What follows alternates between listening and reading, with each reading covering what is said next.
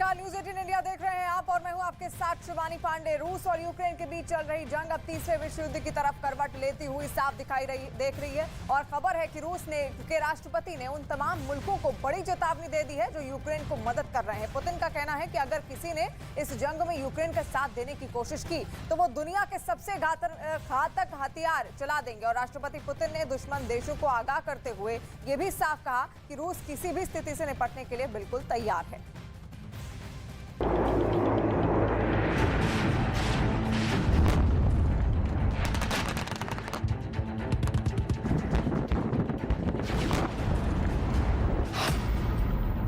Putin ने खाई तबाही की सौगंध।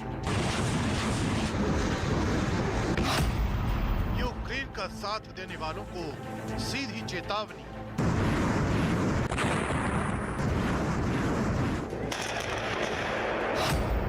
दुनिया का सबसे घातक हथियार चलाने का प्रण।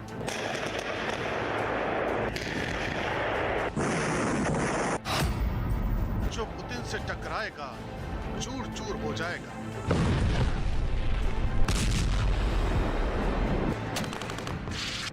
रूस की ताकत पूरी दुनिया के लिए रहस्य का सबब है।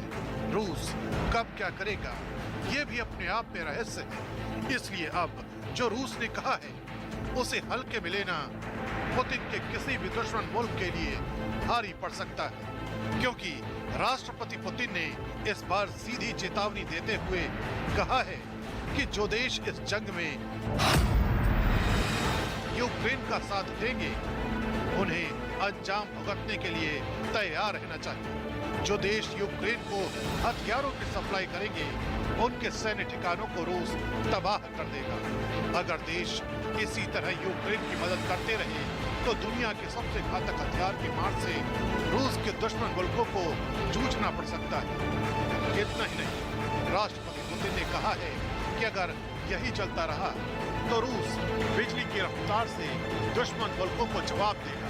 Потому что любовь к родине – одна из ключевых основ российской государственности и важнейшая ценность для нашего общества, которая неизменно проявляется в решающие для страны моменты. Такая сплоченность людей дорогого стоит. Гарантирует, что Россия достойно ответит на самые сложные вызовы и угрозы.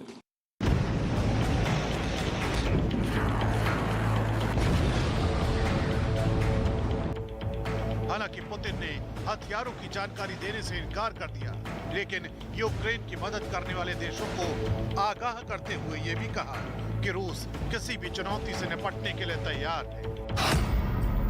राष्ट्रपति पुतिन के इरादे इस जंग को लेकर कितने खौफनाक हैं, इसका अंदाजा ऐसे ही लगाया जा सकता है कि उन्होंने रूस की संसद में इस बात की शपथ ली है कि देश के सैन्य अभियानों के लक्ष्य को हर कीमत पर पूरा किया जाएगा।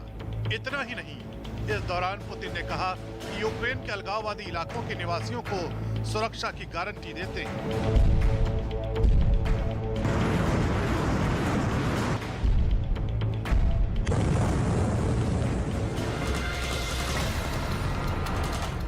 इसके अलावा उन्होंने क्रीमिया पर कब्जे को ऐतिहासिक करार दिया, जबकि पश्चिमी देशों के रूस पर प्रतिबंध को उन्होंने खुले तौर पर नाजायज बता दिया।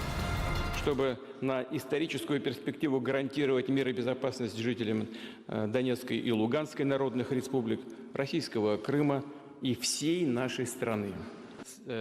Они не достигли своей цели, но не смирились. Мы не просто, принимая меры, о которых я только что сказал, смягчили, но, как уже было сказано, отразили. पुतिन के इन खौफनाक इरादों के बीच नेटो ने भी अपनी सैन्य कार्रवाई को तेज कर दिया है।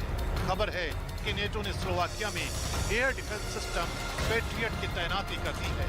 इस वॉर मशीनरी को दुनिया के बेहतरीन एयर डिफेंस सिस्टम में से एक माना जाता है। इस बेहद ताकतवर एयर डिफेंस सिस्टम को स्लोवाकिया के सिलियाज एयरबेस के नजदीक तैनात किया गया है। खबर है कि नेटो यूक्रेन के आसपास के इलाकों में न सिर्फ अपनी फौज बढ़ा रहा है बल्कि बड़े पैमाने पर हथियार भी जुटा रहा है। माना तो ये भी जा रहा है कि पेट्रियट एयर डिफेंस सिस्टम की इस इलाके में तैनाती रूस पर दबाव बनाने की रणनीति का हिस्सा है, क्योंकि ये एयर डिफेंस सिस्टम घातक मिसाइलों और लड़ाकू विमानों को पल भर में मार गिराने की काबिलियत रखता है। यही नहीं, ये 100 किलोमीटर दूर तक अपने दुश्मन पर आसानी से निशाना लगा सकता है और जैसे ही इसे खतरे का पता चलता है, पैट्रियट करीब आधे घंटे के भीतर हमला करने के लिए तैयार हो जाता है। ये आधुनिक एयर डिफेंस सिस्टम अपने आसपास के 90 डिग्री के इलाके पर नजर रख सकता है। इसके साथ ही ये लंबी और मीडियम रेंज की मिसाइलों पर आसानी से वार करने में भी सक्षम है। उधर अमेरिका की the centre for strategic and international studies नाम की रिसर्च संस्था से जुड़े रक्षा मामलों के कुछ जानकारों का मानना है कि यूक्रेन युद्ध ने रूस को कई साल पीछे धकेल दिया है। संस्था से जुड़े जानकारों का ये भी मानना है कि आने वाले कई सालों तक रूस की फौज कोई जंग नहीं लड़ पाएगी, क्योंकि यूक्रेन से युद्ध में उसे इतना नुकसान हुआ है कि रूस को अपनी फौज के लिए हथियार और उसकी जरूरत का दूसरा सामान बनाने में कई साल लग जाएंगे। कहा तो यहाँ तक जा रहा है कि पुतिन के लिए डॉनबास की लड़ाई भी अब मुश्किल होने वाली है, क्योंकि रूसी फौज के पास जरूरी हथियार कम होते जा रहे हैं। इस पर जंग की शुरुआत से ही यूक्रेन का साथ दे रहे ब्रिटेन के रक्षा मंत्री ने एक दिन पहले ही बयान दिया था, जिसमें उन्होंने कहा था कि रूस और यूक्रेन की सेनाएं अब लगभग एक दूसरे के बराबर पहुंच चुकी हैं। हालांकि लंदन में मौजूद एक रिसर्च संस्थान से जुड़े रक्षा मामलों के जानकार हेनरी बॉयड का ये भी मानना है कि पुतिन की फौज सोवियत यूनियन के समय के टैंकों, गाड़ियों और हथियारों के दम पर आगे बढ़ सकती है, लेकिन उनका ये भी कहना है कि रूसी सैनिकों के लिए उन सब चीजों का इस्तेमाल कर पाना मुश्किल है, क्योंकि इसके लिए उन्हें पहले ट्रेनिंग देनी होगी। हालांकि रूस लगातार यही दावा कर रहा है कि यूक्रेन में चल रही जंग का उसके ऊपर कोई खास असर नहीं हुआ है।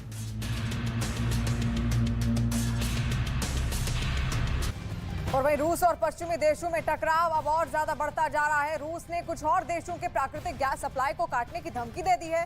रूसी रूबल में भुगतान न करने वाले देशों की गैस आपूर्ति जल्द बाधित हो सकती है। बड़ी खबर आप देख रहे हैं। और अब तक पोलैंड और बुल्गारिया की गैस सप्लाई रुक चुकी है। बुल्गारिया को रूस से 75% गैस मिल रही थी और रूस के इस कदम के बाद अब यूरोप में गैस की कीमतों में उछाल भी देखने को मिला है। यूरोपीय नेताओं ने रूस के इस कदम को ब्लैकमेल करने वाला बताया है। तो लगातार जिस तरीके से पाबंदियों का दौर खुद रूस झेल रहा है, वही तरीका अब वो जवाबी कार्रवाई उन तमाम देशों के ऊपर भी कर रहा है जिसने उस पर पाबंदियां लगाई हैं। तो ऐसे में गैस सप्लाई रोकने की धमकी उसकी ओर से दी गई है और कई ऐसे देश हैं जिनकी गैस सप्लाई उसने रोक भी दी है, बाधित कर दी गई है। रूसी रूबल में भुगतान न करने वाले देशों की गैस आपूर्ति जल्द ही बाधित हो सकती है, ये कहा गया है रूस की ओर से। और अब तक पोलैंड और बुल्गारिया वो ऐसे देश हैं जहां पर गैस सप्लाई रोकी जा चुकी है। रूस की ओर से बुल्गारिया को अब तक 75% गैस मिल रही थी, लेकिन अब ये 75% गैस सप्लाई भी रूस की तरफ से रोक दी गई है।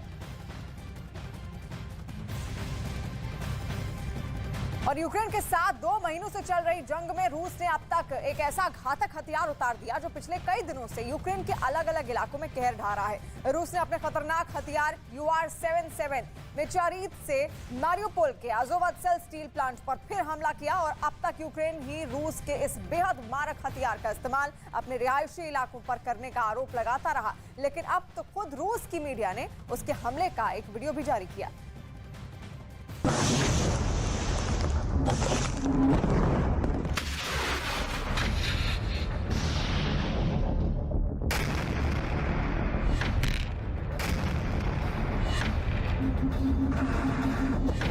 ये यूक्रेन के टुकड़े टुकड़े करने वाला हथियार है।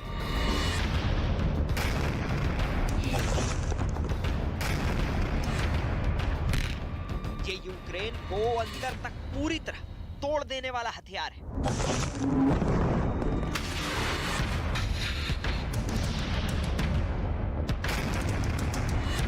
पुतिन का ये कौन सा खतरनाक हथियार है?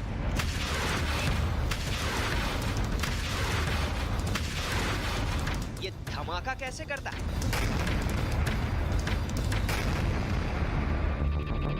ये कितनी तबाही मचाता है?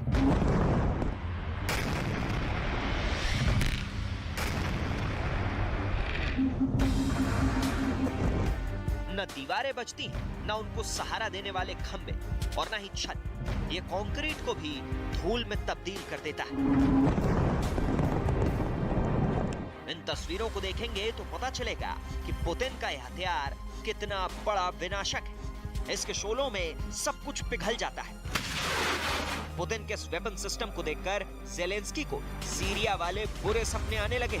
क्या यूक्रेन के शहर भी अब सीरिया की तरह बर्बाद होने जा रहे हैं?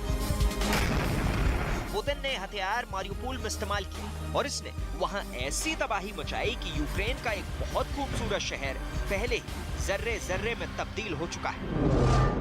ये तबाही मचाने वाली मशीन है UR-77। इसे मिकलिंग यानी माइन क्लियरिंग लाइन चार्ज कहते हैं। यानी ये बारूदी सुरंग साफ करने वाला एक हथियार है जिसे मेटेराइट भी कहते हैं, यानी उल्का पिंड।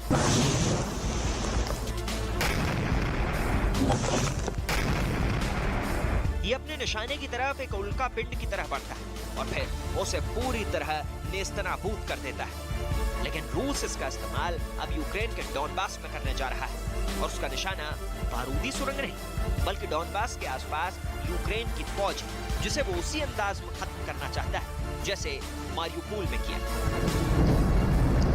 ये डॉनबास में रूस का रास्ता साफ करने के लिए सबसे खतरनाक हथियार कहा जा रहा है। Если кто-то вознамерится вмешаться в происходящие события со стороны, то они должны знать, да, и будут создавать для России неприемлемые для нас угрозы стратегического характера, они должны знать, что наш ответно-встречные удары будут молниеносными, быстрыми. У нас есть для этого все инструменты, такие, которыми не может сейчас похвастаться никто, а мы хвастаться не будем. देखिए UR-77 कैसे काम करता है। इसमें एक कॉम्बैक्ट व्हीकल में प्लास्टिक एक्सप्लोजिव से भरी रस्सी जैसी दिखने वाला चार्ज होता है। ऐसे रस्सीनुमा चार्ज को एक रॉकेट के जरिए 500 मीटर से 1 किलोमीटर की दूरी पर दागा जाता है। रॉकेट से रस्सीनुमा चार्ज उस जगह पर गिराया जाता है जहां माइनफील्ड हो या दुश्मन से भरा इलाका हो और फिर उसे दूर से बटन दबाकर उड़ा दिया जाता है, जिससे 90 मीटर के दायरे में जो कुछ भी होता है सब खत्म हो जाता है। अब एक बार फिर देखिए इसका प्रैक्टिकल, ये कैसे लॉन्च किया जाता है और कैसे माइनफील्ड या फिर दुश्मन से घिरे इलाके में ब्लास्ट होता है। दरअसल यूक्रेन में रूस की सेना जूझ रही है, इसमें कोई शक नहीं। युद्ध शुरू हुए 2 महीने हो चुके हैं और पुतिन अब तक अपने बड़े बड़े टारगेट यानी शहरों पर कब्जा नहीं कर पाए। ऐसे में अब तक जो काम रूस की मिसाइल नहीं कर पाई और जहां टैंक भी फेल हो गए, वहां अब पुतिन UR-77 को डिप्लॉय करके जल्द से जल्द अपना मिशन पूरा करना चाहते हैं और इसमें वो कोई कसर नहीं छोड़ेंगे। ये उनकी फौज का इतिहास बताता है। सीरिया में रूसी वेपन सिस्टम UR-77 को बशर अल असद की फौज इस्तेमाल कर चुकी है। देखिए अलेप्पो, हमा और पालमायरा जैसे शहरों का UR-77 ने क्या हश्र किया है। 8 साल से ज्यादा चले गृहयुद्ध, जिसमें बशर अल असद की सीरियाई सेना का मुकाबला अपने ही बागी धड़े से था। साथ में अलकायदा से जुड़े वो ग्रुप जिन्हें पश्चिमी देशों से मदद मिल रही थी और साथ में ISIS जैसे खतरनाक आतंकी संगठन, ये सभी इन शहरों पर कब्जा किए हुए थे। लेकिन जब बशर अल असद की फौज ने इस रूसी सिस्टम को इस्तेमाल करना शुरू किया तो गलियों और मोहल्लों में छुपे विरोधियों और आतंकवादियों की चूलें हिल गई। देखिए कैसे छुपे हुए आतंकवादी निकल कर भागने लगे, जैसे चूहे किसी बिल से निकल कर भागते हैं। और फिर देखिए कैसा ब्लास्ट हुआ। सीरिया में सिस्टम को बहुत ही तालमेल के साथ इस्तेमाल किया गया। बाकायदा ड्रोन के जरिए टारगेट तय हुए और फिर UR-77 ने अपनी बारूदी ताकत से शहर के एक एक कोने को ऐसा उड़ाया कि सब कुछ मिट्टी में तब्दील हो गया। सीरिया के खंडहर देखिए, पूरी तरह बर्बाद हो चुकी इमारतें आज भी डराती हैं। मारियुपोल में भी अज़ोव मिलिशिया को खत्म करने के लिए ऐसा ही तरीका अपनाया गया है। मारियुपोल की 90% इमारतें ऐसे ही हथियारों की वजह से रहने लायक नहीं बची हैं। देखिए मारियुपोल में UR-77 को कैसे इस्तेमाल किया गया। यहाँ के वो इलाके जिस पर यूक्रेन की फौज का कब्जा था, उन्हें चाहकर भी रूसी सेना कंट्रोल नहीं कर पा रही थी। रूस के कई फौजी मारियुपोल के ऑपरेशन में मारे गए हैं। ऐसे में जब UR-77 को उतारा गया तो उसका कहर ऐसा बरपा कि मारियुपोल पर यूक्रेन की पकड़ कमजोर होती चली गई। UR-77 को रूस ने 1970 के दशक के आखिर में उतारा था और 30 साल बाद 2013 में वो इसका नया वर्जन UR-07M लेकर आया। इसमें BMP-3 वाली बख्तरबंद गाड़ी का इस्तेमाल किया गया। अब इसकी फायरिंग रेंज 1 किलोमीटर कर दी गई, जो पहले 500 मीटर तक ही थी। यानी अब UR-77 और ज्यादा बड़े दायरे में दुश्मन को पिघलाने वाली मौत दे सकता है। नए वर्जन में इसको ऑपरेट करने वाले सैनिकों को ज्यादा सुरक्षा दी गई है। इसका एक ट्रक वाला वर्जन भी है, जिसे UR-83P कहा जाता है। इसमें बारूद से भरी रस्सी एक ट्रक से लॉन्च की जाती है और फिर 30 सेकंड बाद देखिए कैसा जबरदस्त धमाका होता है।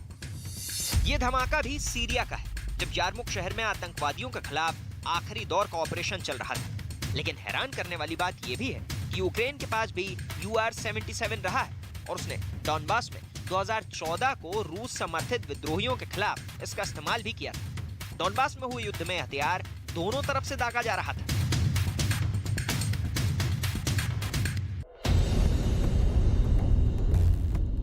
फरवरी में जब से रूस ने यूक्रेन में युद्ध शुरू किया, तब ऐसे कई सिस्टम यूक्रेन में इस तरह देखे गए।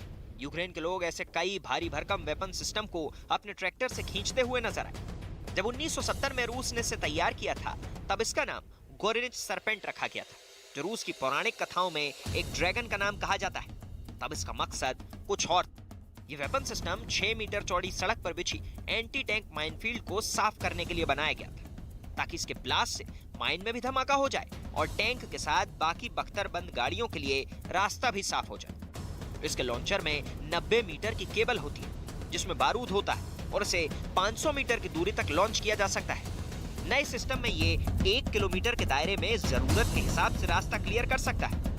रूस इसका इस्तेमाल 1999 में चेचन्या में भी कर चुका है, जब रूस ने चेचन विद्रोहियों को खत्म करने के लिए ग्रोजनी शहर का ये हाल किया था। तब रूस की ऐसी कार्रवाई की बहुत आलोचना हुई थी।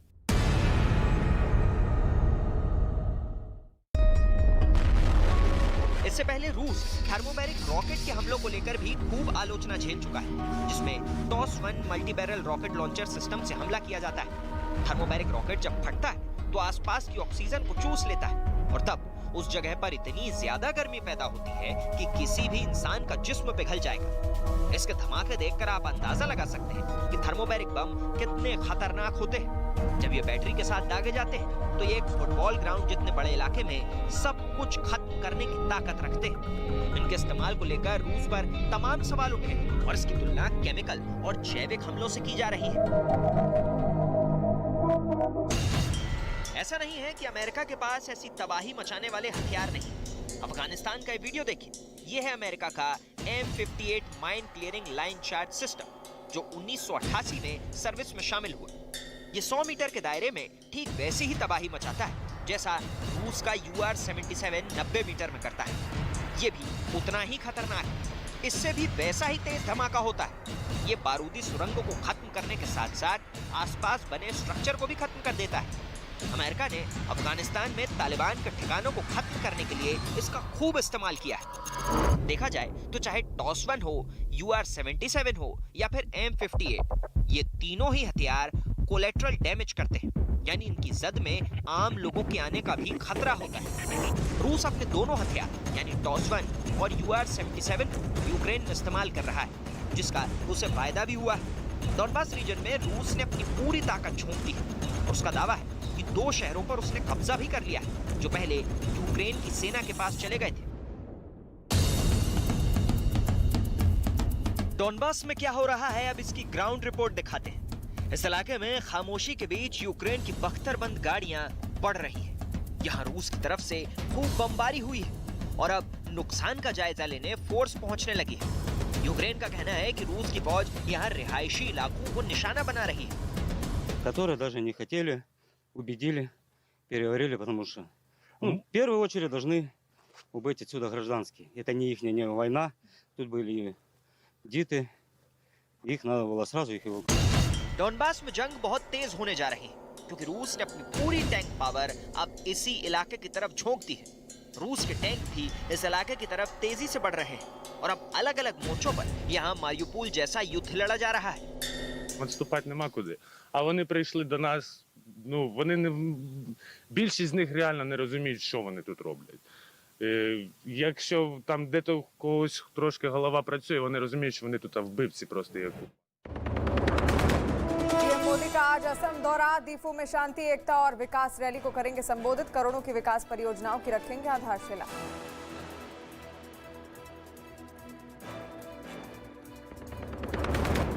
दिल्ली के जसोला इलाके में अतिक्रमण हटाने के लिए चलेगा बुलडोजर। अब से थोड़ी देर में शुरू होगी कार्रवाई। एक दिन पहले साउथ एमसीडी के मेयर और कमिश्नर ने जैतपुर समेत कई इलाकों का किया दौरा। कोरोना की फिर बढ़ी रफ्तार, 46 दिनों में पहली बार 3000 से ज्यादा नए मामले आए। दिल्ली में सबसे ज्यादा 1367 नए केस।